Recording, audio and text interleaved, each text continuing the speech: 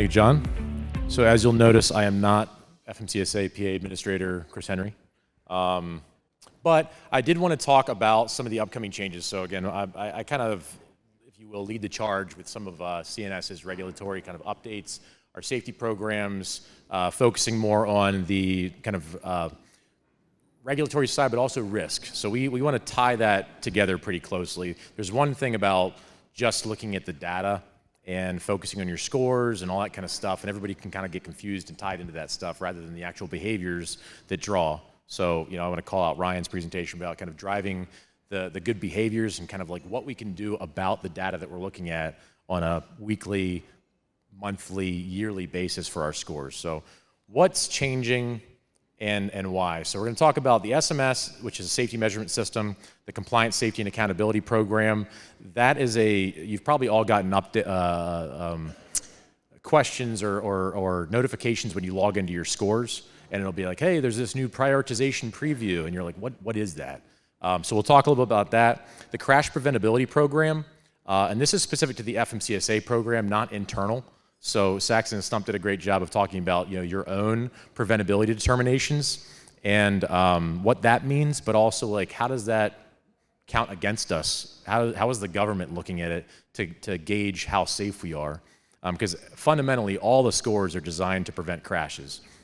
Everything else is secondary to that. The beneficial ownership information reporting. So if you've ever heard, probably a lot of you guys are getting emails about the BOIR or BOI. What are these filings? Probably have third parties emailing you nonstop. And you're like, what is this? Do I need to do it? Is it real? Is it fake? And then the Pennsylvania Annual Registration of Businesses is a new thing that's going to be coming out this year as well. So jumping into the SMS changes, if you will, the basics, if you will, are changing. They're not going to be called basics anymore, but rather compliance categories. There's enough acronyms. I'm sure everybody head spins when there's DOT, FMCSA, CSA, SMS scores, all these acronyms for different programs. They're going to get one less. So we're not going to have basics anymore, but rather compliance categories. 4 of them are staying the same, and a couple of them are changing. Crash indicator will remain the same as a category, hours of service, driver fitness, and hazmat. Some things within those scoring systems will actually change slightly, but they'll stay the same in terms of categories when you look at them. Unsafe driving is changing, and what's changing? Controlled substances is going away as its own category. So if you had a driver that has paraphernalia on them, or if they've actually gotten pulled over on a substance or anything like that, it used to go in its own separate category. That's not going to be the same. That's actually going to get filed under unsafe driving, because they're saying that's an unsafe behavior. Of course, that would make sense. One less category is a win in my book too. There's less things to kind of pay attention to. There's enough complexity as it is. So that'll kind of go back under that. And then operating while out of service. So if one of our state troopers puts you out of service for something, they're fundamentally saying you are unsafe to operate based off whatever they found. Is that a vehicle defect? Is the vehicle unsafe to operate? Or are you, the driver, unsafe to operate because you don't have the right class of license to drive the right vehicle? Are you not medically qualified because your medical card is expired or it's not attached to your license? Or are you fatigued because you're over your hours of service? They don't get to make that necessary determination. They're just enforcing the rules that the federal motor carriers said that they have to do, and then the CVSA. So that stuff's not changing. Okay, the violations aren't changing, just how the FMCSA uses it to determine who they want to audit, essentially.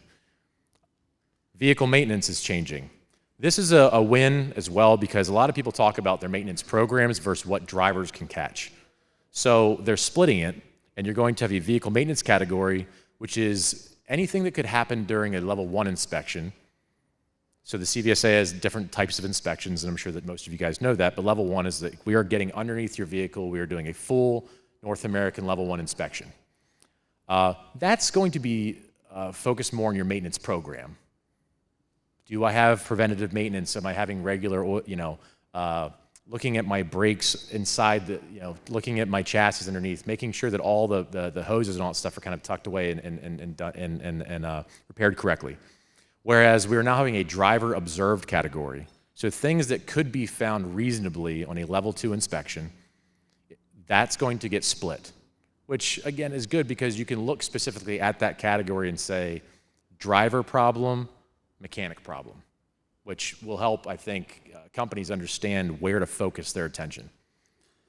Also, part of the reason why we're doing this is to give the FMCSA more, they're going to be able to prioritize crash indicator a little bit more.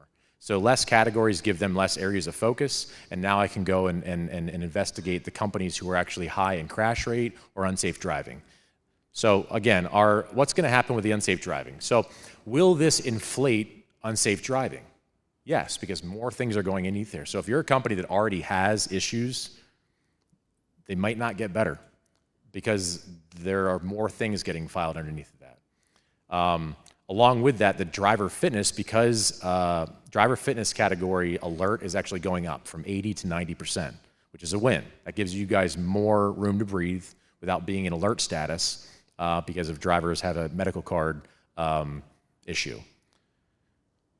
Operating while out of service. So if you are put out of service because you are over your hours, it's not saying that that out of service violation is going to go into this category. It'll still fall underneath of hours of service. But if they get caught operating while out of service, so sometimes, and unfortunately it happens, the officers will leave the driver go, slap an out of service sticker on there, driver waits for them to leave, I'm free to go. Happens more than you'd think it would be. If you get caught, that's going to go under that unsafe driving category. Because again, it's an unsafe behavior, so that makes sense. And then again, our vehicle maintenance, so focused on pre-trips, I'll say behavior-driven pre-trip inspections is probably the biggest thing that I talk to companies about, like how to fix their scores. It's not a magic trick. Again, Randy kind of gave us a shout out with the unsafe driving. Randy, I'm hoping that you know it's not a slow process. There's not a magic button that I can press and say, you get companies that call you and say, can you fix my scores? Well, yeah. Are you bought in to help make the changes in your own company? I will kind of give you the answers, but I can't make it happen.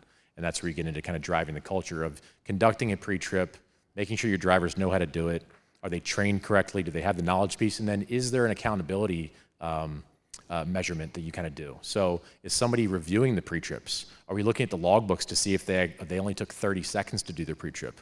You can't do a good inspection in 30 seconds. But you say, the driver's looking at it every day. I talked to the driver, he had his CDL for 30 years. He hasn't documented a pre-trip in 6 months. He says, yeah, I look at it. I said, well, you got to write it down. Otherwise, it's not what you can say you did, it's what you did. And again, for an officer that's inspecting your roadside, I'm sure that every single one of your drivers says that they conducted a pre-trip that morning. Oh, it just happened. The light just went out.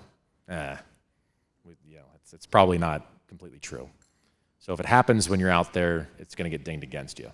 So those are the new categories. Hazmat is also going up slightly. So there you're going to have hazmat carriers, and then it's getting split. So companies that are cargo tank hazmats versus non-cargo tanks, they're going to be treated a little bit different. So you're going to get grouped with a little bit more customization. And then if anybody's ever who are we grouped against? That's also changing slightly. You're not going to have these safety event groups anymore. It's going to be more specific to how many inspections you actually have. So there's a ton of violations, right? There's 2,000 plus violations in the CVSA book as of right now. These gentlemen will also tell you, and I'll keep giving them the shout out, they have to keep all those 2,000 violations generally, at the top of their mind. What should this be given? Again, those are not changing. What we're doing is we're going to be grouping them into about 100 violation groups. So I've had companies that will call me and you get a roadside inspection, and the driver gets a 30-minute brake violation, a 14-hour violation, an 11-hour violation, and a form and manner violation. In the past, each one of those had an individual point value, and then you would get dinged for each of those. It's not going to happen that way anymore. It's going to get grouped into just one general hours of service group. So you'll get dinged a little bit less for multiple types. They'll still hit you. It'll still get documented that way, but the FMCSA is saying, I don't really care how many different types we can write you up for an hours of service violation. It's just that it did happen, which, again, makes it a little more simple for you guys to kind of find out when we're looking at your roadside inspections. The data still is there for you guys to coach out of your drivers, right? Did you forget to put your shipping document number on your ELD that day? Great. It's a minor thing, but let's fix that up. Let's coach that behavior out of our drivers, not just allow them to go every day and have a blank shipping information. So again, our violation groups. Now, what does that mean in terms of how they're going to get lumped together? So the old way, we had severity points. So everybody, if you look at your scores today, you can say, like, if I got violations, each one is given a scale of 1 to 10. That's going to go away. We're not going to have a 1 to 10 scale anymore for severity, which we're going to go down to 2. You're either a 1 or a 2. And how that falls into that group is if I get a form and manner violation by itself, it's a 1. If I get one violation in one different area, it's just a 1. If you have more, or it's an out-of-service violation, it gets bumped up to 2. Okay, so there's still criteria in which things are worse than not, right? Because we don't want to, that's not fair. And this whole portion, if you look at the FMCSA and if you go and like view their presentations on all this stuff, the number one key point that they're actually talking about is fairness, because a lot of companies will call, they give their feedback all the time. It's not fair. Why am I getting penalized for stuff, like this? Or, it's not treating me fairly. So I think this is a more fair way as well. So if a carrier receives one or more violations within the violation group during an inspection, that set of violations would be assigned a severity weight of 2, just like we talked about, and if it's an out of service. So if you can't get put out of service for unsafe driving, right? They're not going to do that. It'll go into that category. So every type of out of service will go into that different category. And then disqualifying violations will apply to unsafe driving only as defined in 49 CFR. So this would be, again, operating while already out of service. Why are we changing? System's too complex. People don't understand. I don't care how big of a company you are. We've talked to companies that have 500, 1,000, 20,000 trucks even, and a lot of their safety and compliance people really don't even understand the whole portion. They have questions, and you'll ask them, and they're like, man, I didn't understand that. All the way down, and I feel sometimes for like the smaller companies, they'll call us when their insurance renewal is coming up, and they have no idea that their scores were high. We get a lot of phone calls about that. The scores are high, and it's like, well, you're a month out from your insurance renewal. Whatever could have happened isn't going to happen in time for you to save your renewal. We can use that data to then change next year, or drive that behavior, or kind of figure out a program or a policy that'll kind of help you drive your scores down. Inconsistency during inspections. As much as, Officer Fisher and Scollins probably talk to each other. I'm sure you guys have worked together for a while. I would bet you that they both give different types of violations out there.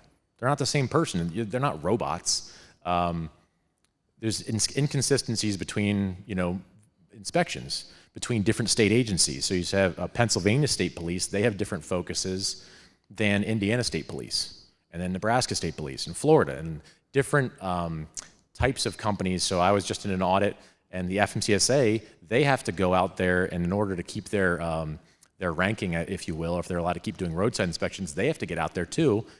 So, the auditor, who doesn't really do it that often against these guys, he's going to do inspections differently as well.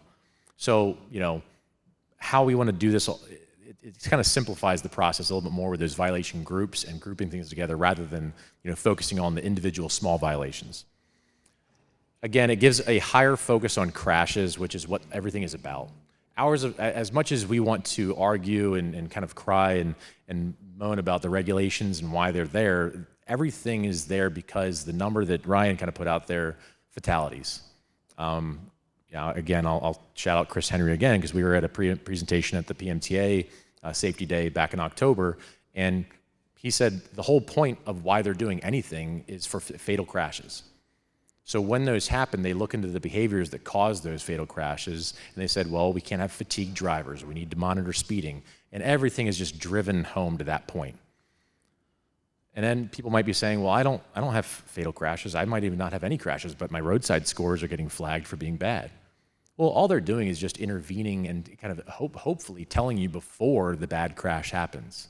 They're just giving you data, and then it's your job as a company to take that data and then figure out what to do with it. Unfortunately, that data that's being used to target carriers for audits is public, right? Because they're saying it's a public safety issue. Trucks on the road, I can drive by, look at a DOT number, pull up Safer, type that DOT number in, and I can look at that company's safety data. I can't find driver names, but I can see a pretty good picture of whether that company has issues or not. Recently, I had a refrigerator delivered to my house, and the moving company, well, they have a DOT number. Guess what I did? Looked up their scores. I didn't use it. I didn't talk to them about it, but they might have been over their hours of service and they were delivering my fridge because they got pushed back that morning. So you never know, right? So that's why it's there. But then our great insurance carriers who I'm not saying that that's not their problem because they have to foot the bill for all of our losses. They look at that on a risk perspective then, and they're now reviewing that data and saying, well, we don't feel comfortable footing the bill if you're not going to manage your risk. So all this to drive the point home of log in, look at your scores. If you don't know how to look at them, call somebody who does. All of us have trucking company buddies. Call another company. Call us. Call anybody. Don't just sit there and wait for the bad thing to happen. Switching gears a little bit from SMS, but still kind of focused on that. So on December 1st, the FMCSA updated its non-preventable crash criteria to allow more types of crashes to qualify.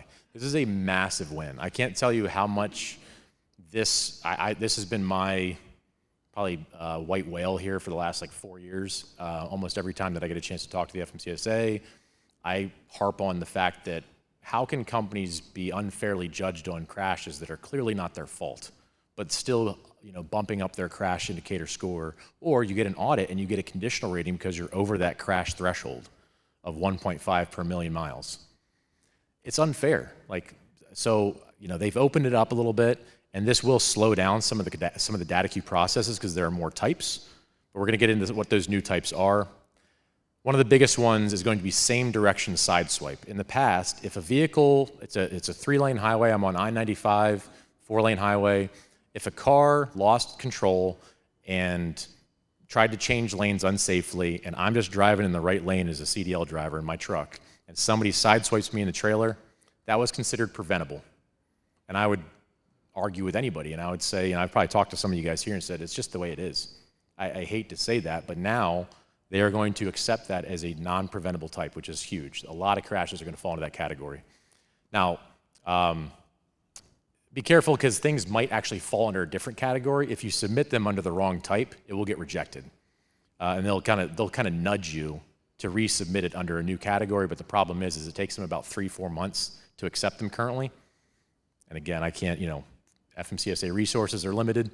I think during the presentation that Chris did in October, they said they have 1,200 employees total across the country, which, in terms of how many motor carriers that they have to enforce, it's a lot.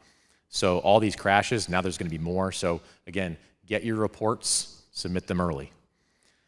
Another motorist lost control over their vehicle. So the example here is, the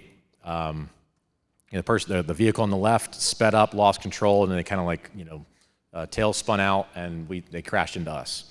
That would be documented in the police report. I can now submit that. Struck by a vehicle entering a roadway. Notice how it's worded. Struck by a vehicle, not you struck a vehicle because they pulled out in front of you. Unfortunately, you're in control of the front of your vehicle at all times. So if somebody pulls out from a gas station in front of you and you're driving too fast, right? That's, as a CDL driver, we talk about training. Where are your eyes supposed to be at all potential hazards, fixed and or moving? So if I'm driving past a gas station with a turnout, I probably need to have eyeballs to see if there might be a vehicle turning out. And what should I do? Maybe just be aware, slow down a little bit as I'm kind of crossing that time. Now this would be one of those things, a vehicle pulls out from an unmarked driveway, a blind driveway, happens a lot. They hit you in the side. It does happen quite frequently. So they're going to give you that as well now. And then the last one, that's going to be video submission. They're now going to accept ones that don't fall under different types of categories, but that you have a video of, which drives home the point of get a dash cam. There's still companies, especially in our area, that are kind of like old school. They just want to do things the way that it's always been done. I get it, guys. My grandpa was a truck driver. My dad was a diesel technician. grew up in trucking, I get a dash cam, right? It's always going to be better for you in the long run. Even if you're not getting driver facing, at least get forward facing or rear facing. It'll give you much, talking about defensibility, it just gives you more defensibility in court, but also gives you an option to fight against some of your crashes. Crash preventability. So new crash types, it's not like they're going to go back in time and take all the other crashes that are on your SMS and submit them under these new types. The crash must have occurred after December 1st of 2024 to qualify under the new types. The old types are still the same. New types after 24. Police crash reports must be submitted. Go get your police crash reports. The report that gets handed to the driver after a collision is not the crash report. That's an accident exchange form. All that includes is just basic information for contact. Obviously, this is going to help decrease the crash indicator alerts for a lot of companies, which is great for qualifying crashes. And most crash preventability submissions are going to take around 90 days to be reviewed. Switching gears again into other updates. Beneficial ownership information reporting. So what is it? The United States Treasury and Department of Financial Crimes, or FinCEN, is basically who's heading this up. And they said, well, to prevent more financial crimes, money laundering, if you will, under these fake businesses, we're going to make sure that people are actually like submitting in who our business representatives are. And it doesn't have to be ownership. So who needs to report? If you fall under these categories, and this is just the bullet points, you can kind of go further into it, find out if you are exempt. So again, Walsh Group, you're an accounting firm, you get to be exempt from this. If you're a bigger company, you're most likely exempt. Smaller companies, it's the whole point, because most people who are going to do shady things are going to do it under a small business. Might not be trucking, it's just for everybody. So make sure that you're not, if you are a reporting company, and if you find out, call us, we can tell you if you are a reporting company or not. And then why are they doing this? Who is the beneficial owner? So who are you reporting? Any individual who directly or indirectly exercises substantial control over a reporting company or owns or controls at least 25% of the ownership interest of a reporting company.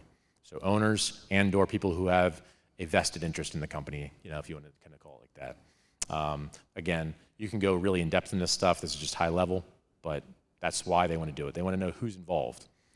When to report. If you are already a business before January 1st, 2025, reports are due by March 21st, 2025. This got held up, and there was a Texas case that got pushed the federal rule, and then they came back out and said, nope, this is actually okay. We're going to do it. That's why it got pushed from January 1st all the way back. They gave a leniency period up until March 21st. If you are creating your new business, so if I go out there and decide that I'm going to get my own trucking company started up, I got to do this within 30 days of forming my business. Now, again, that's only if you are an actual business. So if you're a sole proprietor, they don't want you to report. Failure to report on time or reporting fraudulent information, up to $500 a day, up to 2 years imprisonment. So they're not joking around. Now, they're probably not going to start to levy any of these penalties right away. They're going to probably have a period of knowledge and slapping of the hands and that kind of stuff, but eventually I'm sure that they will start doing this. The 2 years imprisonment is probably going to be when bad things happen after not reporting. So here's the website. Go, check it out, make sure that you can kind of do it. So if you want to take a snapshot of that, or again, reach out to us, we can kind of give you information. What else is new? Pennsylvania, if you are a business that is in Pennsylvania, you now have to register annually. This is a new thing. You used to only have to do it when you first got your business started up. Now there's an annual business registration filing that you have to do. So if you're a domestic or foreign corporation, nonprofit, LLC, LLP, business trusts, professional associations, so even PMTA probably would have to kind of do your renewals. And then when you have to do it. Deadlines, corporations need to do it from January 1st to June of this year. LLCs are January 1st to the end of September. Everybody else, they have the full year. Where to file? Right on the Department of State website. Just search for your business. You can do it right there. It's pretty easy. You don't really need to make a login, but I think it does make you. And then the fee is only $7. So, this is not, they're going to ask for an arm and a leg to kind of get this filing done. More items to look out for that people have probably, heard down the pike. The DOT saliva testing. People have been talking about this for a while. Unfortunately, the government is slow, and then who's even slower is people who want that stuff to not really come out. So it was approved almost 2 years ago. Meaning it went through the whole, rulemaking process that probably took 5-6 years, and then it finally got approved. Great, awesome, it's going to be happening. Well, as of literally last week, FMCSA came out, there are still no labs. There must be 2 labs, one for conformatory testing, one for initial testing, in order for this to be implemented. So as of now, we are still in a holding pattern until labs start to kind of conduct this. It's going to be easier, right? Anytime that you're doing saliva rather than urine, of course, everybody, raise your hands if you'd rather, have a swab put in your mouth than have to go and pee in a cup, of course. And then broker transparency is something that's been talked about and how that's going to be put out. Everybody says, the pressure of the brokers is basically putting a stranglehold on, especially small businesses, small trucking companies. They're getting it's becoming financially unfair for these businesses. So FMCSA has proposed a new rule that will require brokers of property to provide records of transactions to motor carriers. This will allow more fairly negotiated contracts between brokers and carriers. So you're not allowed to anymore to waive your, they're pushing against waiving your rights to say, I'll sign this contract with you. You don't really have to send me any kind of record of receipt or transaction, so that way I can fairly negotiate my contract next time or for this particular load. Again, this is a big win, especially for small companies. If you're big and you already have, Dutch Valley that runs for your, if you're not running for your general brokers or getting going off load boards, this isn't a big deal, but this is a huge deal for those that work with brokers. Again, that's me. Reach out to us. Here's our headquarters. We are 10 minutes down the road, across over by the airport. If you want to email us in with questions, I'm sure this stuff, this was high level. If you have more detailed questions or if it's confusing or if you walk away from this being I'm more confused than what I already was, reach out to us. Let us talk to you. Let us help you kind of figure out your solution. We have a lot of different ideas, and then we have a lot of valuable partners that we can also refer you to as well. So thank you for coming out today, and good luck with everything running your business.